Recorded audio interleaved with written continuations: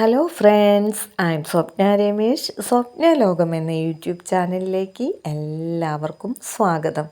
അപ്പോൾ 2 ദിവസത്തെ വിശേഷങ്ങൾ ഒരുമിച്ചാണ് കേട്ടോ നമ്മൾ വീഡിയോയിൽ പറയുന്നത്. കാരണം ഇന്നലെ നമ്മൾ വീഡിയോ ഒന്നും ഇട്ടില്ല. അപ്പോൾ ഇന്നലെ നേരം വെളുത്തപ്പോൾ തുടങ്ങിയുള്ള വിശേഷങ്ങളാണ് കാണിക്കുന്നത് കേട്ടോ. നല്ല വലിയൊരു കുലയാണ് നമുക്ക് ഈ വാഴയിലുള്ളത് കേട്ടോ. പക്ഷേ ഇവിടെ ഇങ്ങനെ നല്ല ഉണക്കായിക്കൊണ്ടിരിക്കുകയാണ് മണ്ണ്. അതുകൊണ്ട് എത്ര നാൾ വാഴ ഇങ്ങനെ നിൽക്കുന്നൊന്നും അറിയില്ല കേട്ടോ. കാരണം പെട്ടെന്ന് തന്നെ ചിലപ്പോൾ ഉണക്കം കൊണ്ട് വീണ് പോവാം, അതുകൊണ്ടാണ്. അപ്പോൾ രാവിലെ തന്നെ മുല്ലപ്പൂക്കളൊക്കെ പറിച്ചു കൊണ്ട് വന്നും കഴിഞ്ഞ് നമ്മൾ ഭഗവാന് വെക്കുകയാണ് കേട്ടോ. അപ്പോൾ നല്ല ഒരു പ്രാർത്ഥനയോട് കൂടിയിട്ട് തന്നെ ഇന്നത്തെ ദിവസം തുടങ്ങുകയാണ് കേട്ടോ. നേരം വെളിച്ചമായി വരുന്നുള്ളൂ കേട്ടോ. പക്ഷെ ആ ഒരു ടൈമിലാണെങ്കിലും കോഴിക്കൂട്ടിൽ 2 മുട്ടയുണ്ട്. അപ്പോൾ ഇവർ രാവിലെ തന്നെ മുട്ടയിട്ടതാണ് കേട്ടോ. നമുക്ക് കുറച്ച് ആരോഗ്യമൊക്കെ വെക്കട്ടെ എന്ന് വിചാരിച്ചിട്ടാവും വേണമെങ്കിൽ രാവിലെ തന്നെ മുട്ടയൊക്കെ ഇട്ട് വെച്ചിരിക്കുന്നത് കേട്ടോ. അപ്പോൾ 2 പേരും കൊക്കുന്നില്ല കേട്ടോ.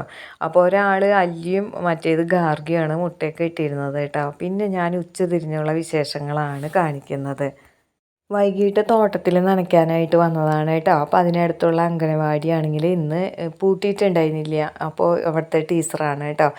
അപ്പോൾ ഞാൻ എന്തായാലും അംഗൻവാടിയുടെ ഉള്ളൊന്ന് കയറി കണ്ടതാണ് കേട്ടോ. എപ്പോൾ കണ്ടാലും നല്ല രസമാണ് കേട്ടോ. നല്ലൊരു ഭംഗിയാണല്ലോ ഈ അക്ഷരങ്ങളും കിളികളും പൂക്കളൊക്കെ വരച്ചൊക്കെ വെച്ചിരിക്കുന്നതൊക്കെ കാണുമ്പോൾ തന്നെ എന്താ പറയുക, നല്ലൊരു പോസിറ്റീവ് എനർജിയാണ്. അവിടെ നിന്നാണെങ്കിൽ അവിടുത്തെ ടീച്ചർ എനിക്ക് കറ്റാർ വാഴയുടെ തൈ തന്നിട്ടുണ്ട് കേട്ടോ. അപ്പോൾ നമ്മുടെ വീട്ടിൽ വലിയ കറ്റാർ വാഴയൊക്കെ ഉണ്ടായിരുന്നു കേട്ടോ. പക്ഷെ അത് കഴിഞ്ഞ വേനലിൽ ഉണങ്ങിപ്പോയി. ചേമ്പിൻ്റെ അത്രയെന്ന് പറയാം, അത്രയ്ക്കും വലുതായിരുന്നു. ഇപ്പോൾ ഞാൻ ആ ടീച്ചർ തന്ന കുഞ്ഞ് തൈകളാണ് കേട്ടോ അവിടെ നിന്ന് കിട്ടിയിരിക്കുന്നത്. ഇതിനാണെങ്കിൽ തനി പച്ച നിറമില്ല, വെയിലത്ത് വെച്ചിട്ടെങ്ങാനും ആയിരിക്കും, ഒരു തരം മണ്ണിൻ്റെ നിറത്തിലാണ് ഇരിക്കുന്നത് കേട്ടോ. അപ്പോൾ നമ്മുടെ വീട്ടിൽ വലുതായിട്ട് ഉണ്ടായിട്ട് അതിന് പൂവൊക്കെ വരെ ഉണ്ടായിരുന്നതാണ് കേട്ടോ. എന്നിട്ടാണ് അത് നശിച്ചു പോയത്. അപ്പോൾ ഞാൻ ഈ വേഗം തന്നെ കൊണ്ടുവന്ന് ചെറിയൊരു ചെടിച്ചട്ടിയിൽ കുഴിച്ചിടാമെന്നാണ് വിചാരിക്കുന്നത് കേട്ടോ. എന്നിട്ട് നമുക്കത് ഇത്തിരി വലുതായൊക്കെ കഴിയുമ്പോൾ വേണമെങ്കിൽ ചെടിച്ചട്ടിയൊക്കെ മാറ്റാം. അപ്പോൾ ഞാനിങ്ങനെ ചെടിച്ചട്ടിയിൽ ഇത് നടാൻ വേണ്ടിയിട്ട് ഓരോ ഒരുക്കങ്ങൾ നടത്തുമ്പോൾ മൗഗ്ലിക്കുട്ടൻ ഇങ്ങനെ നോക്കിയിരിക്കുക കേട്ടോ. എന്താണ് ചെയ്യണതെന്നൊക്കെ നോക്കിയിരിക്കുകയായിരിക്കും കേട്ടോ. അപ്പോൾ കറ്റാർ വാഴ, അതുപോലെ തന്നെ പനിക്കൂർക്ക, ഇതൊക്കെ നമ്മുടെ വീട്ടിൽ ഉണ്ടായിരിക്കണം. തുളസി, ഇതൊക്കെ ഉണ്ടായിരിക്കണം അല്ലേ. അങ്ങനെയാണെങ്കിൽ നമുക്കത് പല കാര്യങ്ങൾക്കും ഉപയോഗിക്കാം അല്ലേ. മരുന്നായിട്ടും ഉപയോഗിക്കാം, അതുപോലെ തന്നെ സൗന്ദര്യവർദ്ധക സാധനങ്ങളായിട്ട് ഉപയോഗിക്കാം. അപ്പോൾ എന്നെ സഹായിക്കാനായിട്ട് മൗഗ്ലിക്കുട്ടൻ കയ്യൊക്കെ ഇട്ടും കഴിഞ്ഞിട്ട് കത്തിങ്ങ് താമേന്നൊക്കെ പറയുന്നുണ്ട് കേട്ടോ. അങ്ങനെ ഞാൻ മണ്ണൊക്കെ കൊത്തി ഇളക്കി. പിന്നെ രാവിലെ മുതൽ നമ്മൾ എടുത്ത ഓരോരോ പച്ചക്കറി ഫ്രൂട്ട്സിൻ്റെ ഒക്കെ വേസ്റ്റുകളൊക്കെ ഉണ്ട്, അതുപോലെ തന്നെ മുട്ടത്തോടൊക്കെ ഉണ്ട്. അപ്പോൾ ഇതൊക്കെ ഞാൻ നല്ലപോലെ ഉടച്ചു. പിന്നെ ഈ പഴത്തോലാണെങ്കിൽ നമുക്ക് ചെറുതായിട്ട് അങ്ങോട്ട് അരിഞ്ഞെടുക്കണം കേട്ടോ. ഇതൊക്കെ കൂടി ഇട്ടും കഴിഞ്ഞിട്ട് വേണം ഈ ചെടിച്ചട്ടിയിലേക്ക് അങ്ങോട്ട് ഇട്ടിട്ട് കുറച്ചും കൂടി മണ്ണ് അതിൻ്റെ മുകളിൽ ഇട്ട് കൊടുത്തും കഴിഞ്ഞിട്ട് അതിലേക്കാണ് കേട്ടോ നമ്മൾ തൈകൾ വയ്ക്കാൻ പോകുന്നത്. ഇങ്ങനെ നമ്മൾ മണ്ണൊരുക്കി കഴിഞ്ഞിട്ട് തൈകളൊക്കെ വെച്ച് കഴിഞ്ഞിട്ടുണ്ടെങ്കിൽ ഉഷാറായിട്ട് പിടിച്ച് കിട്ടും കേട്ടോ. അപ്പോൾ ഇത് പിടിച്ച് കിട്ടുമോ എന്നുള്ളതൊക്കെ ഞാൻ കാണിച്ചു തരണ്ട് കേട്ടോ ഇനിയുള്ള ദിവസങ്ങളിലൊക്കെ. അപ്പോൾ നമുക്ക് വൈകുന്നേരം ആകുമ്പോൾ ലേശം വെള്ളം ഒഴിച്ച് കഴിഞ്ഞിട്ട് ഒന്ന് നനച്ച് കൊടുത്താൽ മതി കേട്ടോ. അങ്ങനെ ഇതൊക്കെ ഇട്ടും കഴിഞ്ഞിട്ട് തയ്യാറാക്കുന്നത്. അപ്പോൾ മുട്ടത്തോടൊക്കെ കണ്ടപ്പോഴാണ് കേട്ടോ മൗഗ്ലിക്കുട്ടനെ ഒന്നും കൂടി അടുത്തൊക്കെ വന്നേ. മുട്ടയുണ്ടാവും എന്ന് വിചാരിച്ചിട്ടുണ്ടാവും. അങ്ങനെ 2 ഹോളൊക്കെ ഇട്ടും കഴിഞ്ഞിട്ട് ഇത് കുഴിച്ചിടാണ് കേട്ടോ. അപ്പോൾ നല്ല വെയിലത്ത് നമ്മൾ വെക്കുന്നില്ല കേട്ടോ. ഇതിൻ്റെ ആ സ്വാഭാവികമായിട്ടുള്ള പച്ച നിറമൊക്കെ നമുക്കിനി വരുത്തിയെടുക്കണം. അപ്പോൾ നമ്മുടെ കോഴിമക്കൾ ഇതിലേക്ക് നടക്കുന്നുണ്ട് കേട്ടോ. അപ്പോൾ ഞാൻ ഈ തൈകളൊക്കെ റെഡിയാക്കിയിട്ട് എവിടെ വെക്കണം എന്ന് ആലോചിച്ച് നിൽക്കായിരുന്നു. അപ്പം നിലത്ത് വെച്ചിട്ടുണ്ടെങ്കിൽ കോഴിമക്കൾ ചിലപ്പോൾ കൊത്തിച്ചകഞ്ഞിടും. അപ്പോൾ അതുകൊണ്ട് തന്നെ ഈ മതിലിൻ്റെ മുകളിലായിട്ട് ഇവിടെ എങ്ങനെ വെച്ച് കൊടുക്കാമെന്ന് അങ്ങോട്ട് വിചാരിച്ചു കേട്ടോ. അപ്പം ഇനി കോഴികൾക്ക് എത്തൊന്നുമില്ലല്ലോ. അപ്പോൾ ആ ഒരു കാര്യം നമ്മൾ ചെയ്ത് കഴിഞ്ഞു കേട്ടോ. ഇനി ഇന്നത്തെ വിശേഷങ്ങളാണ് കാണിക്കുന്നത്. രാവിലെ തന്നെ നമ്മളിതാ നേന്ത്രപ്പഴം പുഴുങ്ങാനായിട്ട് വെക്കുകയാണ് കേട്ടോ. അതുപോലെ തന്നെ പുട്ടാണ് രാവിലെ ബ്രേക്ക്ഫാസ്റ്റിന് ഉണ്ടാക്കിയിരിക്കുന്നത്. പിന്നെ കോളിഫ്ലവർ ഉണ്ട്, ഇത് നമുക്ക് കറി വെക്കണം. അതുപോലെ തന്നെ നമുക്കൊരു ഇടിച്ചക്ക പറിച്ചെടുത്തും കഴിഞ്ഞ് തോരനും വെക്കണം കേട്ടോ. അപ്പോൾ ഞാനിങ്ങനെ കോളിഫ്ലവർ വെള്ളത്തിലിട്ട് ചൂടുവെള്ളത്തിലിട്ട് കുറേ നേരം വെച്ചതിന് ശേഷമാണ് കേട്ടോ ഉണ്ടാക്കുക. കാരണം ഒരുപാട് വിഷമൊക്കെ അടിച്ച് വരുന്ന സംഭവങ്ങളാണ് കോളിഫ്ലവറും ക്യാബേജൊക്കെ. അപ്പോൾ അതുകൊണ്ടാണ് കേട്ടോ മഞ്ഞളും ഉപ്പൊക്കെ കലർന്ന വെള്ളത്തിൽ ഒരു 15 മിനിറ്റെങ്കിലും വെച്ചതിന് ശേഷം നല്ലപോലെ കഴുകി വാരിയിട്ടാണ് നമ്മൾ ഉണ്ടാക്കിയെടുക്കുകയുള്ളൂ കേട്ടോ. കറി വയ്ക്കലൊക്കെ ഒരു വശത്ത് കൂടെ നടക്കട്ടെ കേട്ടോ. അപ്പോൾ ചില വീട്ടമ്മമാർ പറയാറുണ്ട് കേട്ടോ, ഒരു സ്വസ്ഥതയില്ല, അതുപോലെ ജോലികളൊന്നും അങ്ങോട്ട് കഴിയുന്നില്ല, എപ്പോൾ നോക്കിയാലും ജോലിയും കാര്യങ്ങളൊക്കെയാണെന്ന് പറയും. അപ്പോൾ എങ്ങനെയാണ് അതൊരു സ്വസ്ഥതക്കേടാവാന്നുള്ളത് നമുക്ക് നോക്കാം കേട്ടോ.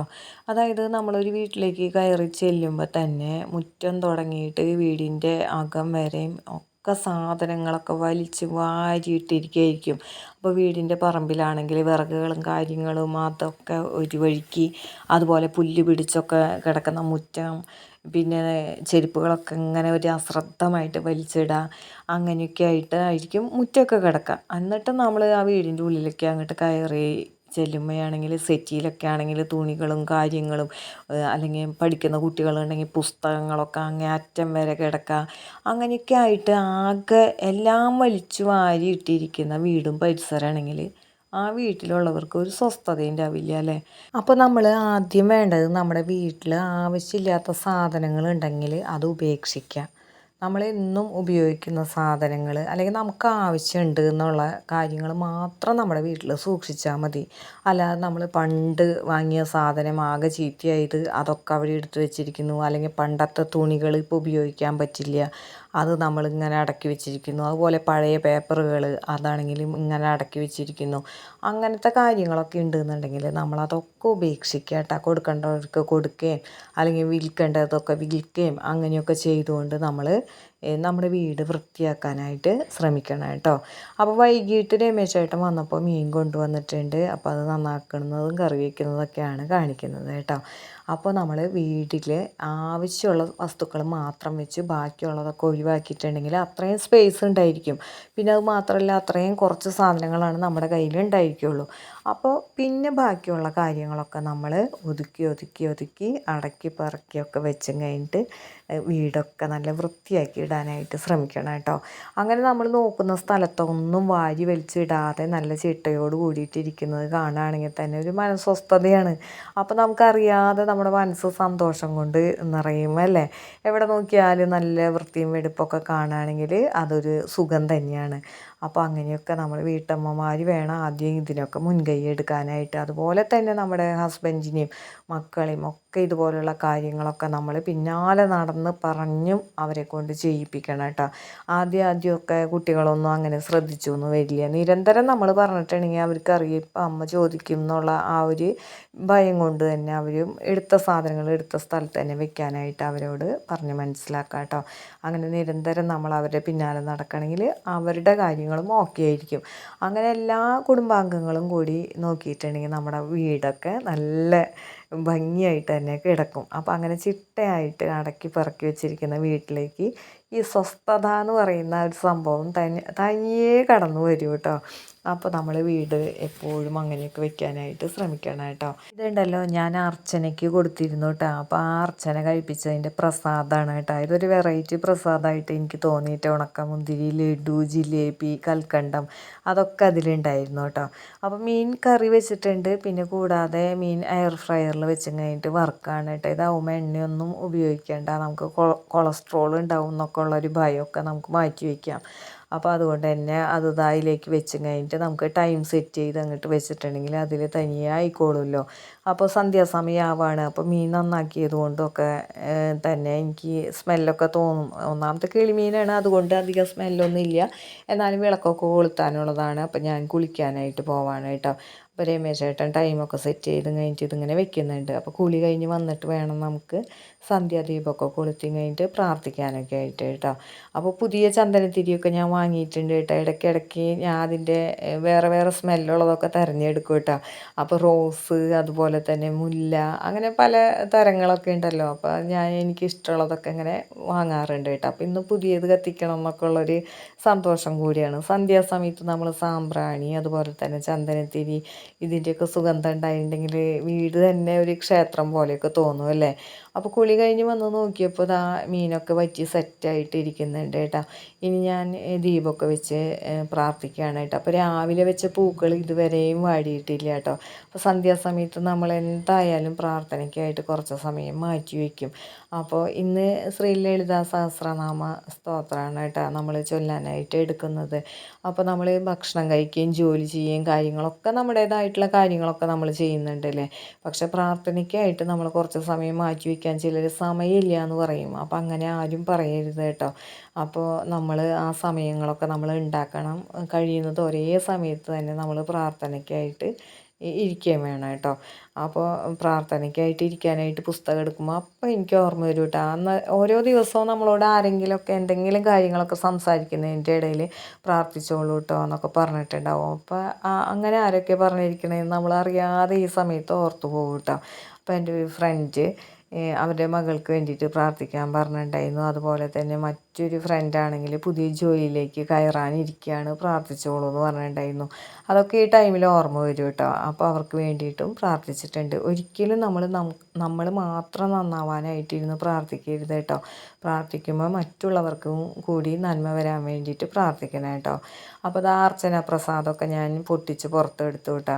അപ്പോൾ അതിൽ ഒരു ചെറിയ കവറുണ്ടായിരുന്നു. ഇതിനുള്ളിൽ എന്താണെന്ന് നോക്കാമെന്ന് വിചാരിച്ചു. അത് തുറന്ന് നോക്കിയപ്പോൾ അതിൽ ഭസ്മമായിരുന്നു കേട്ടോ. ആ ഭസ്മത്തിനാണെങ്കിൽ എന്താ പറയുക, നല്ലൊരു ഡിവൈൻ സ്മെല്ലായിരുന്നു കേട്ടോ. അപ്പോൾ അത് എടുത്തും കഴിഞ്ഞ് രമേശ് ചേട്ടനത് ആ ഒരു കുറിയൊക്കെ തൊടിച്ച് കൊടുത്തിട്ടുണ്ട്. പിന്നെ പ്രാർത്ഥനയ്ക്ക് വേണ്ടിയിട്ട് ഇരുന്ന് കുറച്ച് സമയമൊക്കെ കഴിഞ്ഞപ്പോഴേക്കും നല്ല ഇരുട്ടൊക്കെ പരന്നു തുടങ്ങിയിട്ടുണ്ട് കേട്ടോ. അപ്പോൾ ഈ ഒരു സമയത്ത് നമ്മുടെ കറികളും കാര്യങ്ങളൊക്കെ ആയിട്ടുണ്ട്. അപ്പോൾ മീൻ വറുത്തതിൻ്റെ സ്മെല്ലൊക്കെ പുറത്തേക്ക് വന്നിട്ടുണ്ട്. അപ്പോൾ മൗഗ്ലിക്കുട്ടനാണെങ്കിൽ ജനലിൻ്റെ അപ്പുറത്ത് നിന്ന് മ്യാവും മ്യാവും എന്ന് ഒച്ചയ്ക്ക് എടുക്കുന്നുണ്ട് കേട്ടോ. അപ്പോൾ ഇതിൽ വറുത്തെടുത്തിട്ടുണ്ടെങ്കിൽ നല്ല ചിപ്സ് കഴിക്കുന്നത് പോലെ ഇങ്ങോട്ട് കടിച്ച് തിന്നാനായിട്ട് പറ്റും കേട്ടോ. അപ്പോൾ ഞാൻ വേഗം എടുത്ത് നോക്കുന്നതെന്ന് പറഞ്ഞാൽ നല്ല ചൂടുണ്ടെങ്കിലും എടുക്കുന്നത് നമ്മുടെ മൗഗ്ലിക്കുട്ടന് ചോറ് കൊടുക്കാനായിരുന്നു. അങ്ങനെ ഇതിൽ ഇതൊക്കെ ഒന്ന് പിച്ച് നുറുക്കിയിട്ടും കഴിഞ്ഞിട്ട് മൗഗ്ലിക്കുട്ടന് ചോറ് കൊടുക്കാനായിട്ട് പോവാണ് കേട്ടോ. പിന്നെ കുറച്ച് സമയം ചേട്ടനും ചേച്ചിയും ഉണ്ണിയൊക്കെ ഫോൺ വിളിച്ച് നമ്മളോട് വർത്താനമൊക്കെ പറഞ്ഞു കേട്ടോ. അപ്പോൾ അങ്ങനെ കുറേ ടൈമൊക്കെ പോയി. പിന്നെ നമ്മളിതാ കലണ്ടറിൽ വന്ന് ഇങ്ങനെ നോക്കായിരുന്നു കേട്ടോ. ഇത്രയും ദിവസം നമ്മൾ എണ്ണിയിരുന്നത് ചേട്ടൻ പോകുന്ന ഡേറ്റ് ആയിരുന്നു. ഇനി എന്തെങ്കിലും വിശേഷങ്ങളുണ്ടോ ഈ മാസം എന്നിങ്ങനെ തപ്പാണ് കേട്ടോ. അങ്ങനെ അല്ലെങ്കിൽ പിന്നെ ആരുടെയെങ്കിലും പിറന്നാളോ കാര്യങ്ങളോ എന്തെങ്കിലുമൊക്കെ ഉണ്ടോ എന്നുള്ളത് നമ്മളിങ്ങനെ തലേ ദിവസം തന്നെ നോക്കി വെച്ചാലാണ് നമുക്ക് പിറ്റേ ദിവസം വിഷ് ചെയ്യാനായിട്ട് പറ്റുള്ളൂ അല്ലേ. അപ്പോൾ അതൊക്കെ നമ്മളൊന്ന് ഓർത്ത് നോക്കിയതാണ് കേട്ടോ. അപ്പോൾ ഇന്നത്തെ വിശേഷങ്ങൾ ഇവിടെ വെച്ച് നിർത്താണ്. ഇഷ്ടപ്പെട്ടാൽ നിങ്ങൾ ലൈക്ക് ചെയ്യാനും കമൻറ്റ് ചെയ്യാനും ഷെയർ ചെയ്യാനും മറന്നു പോകരുത് കേട്ടോ. നമ്മുടെ ചാനൽ ആദ്യമായിട്ട് കാണുന്ന കൂട്ടുകാരുണ്ടെങ്കിൽ ഒന്ന് സബ്സ്ക്രൈബ് ചെയ്ത് കാണാനും മറക്കരുത്. നമ്മൾ ലോങ് വീഡിയോ മാത്രമല്ല ഷോർട്ട് വീഡിയോയും ഇടുന്നുണ്ട്. അതുകൊണ്ട് നമ്മുടെ കൂട്ടുകാർ രണ്ടും കണ്ട് സപ്പോർട്ട് ചെയ്യാനായിട്ട് മറക്കരുത് കേട്ടോ. ഇനി മറ്റു ചില വിശേഷങ്ങളുമായി നമുക്ക് അടുത്ത വീഡിയോയിൽ കാണാം.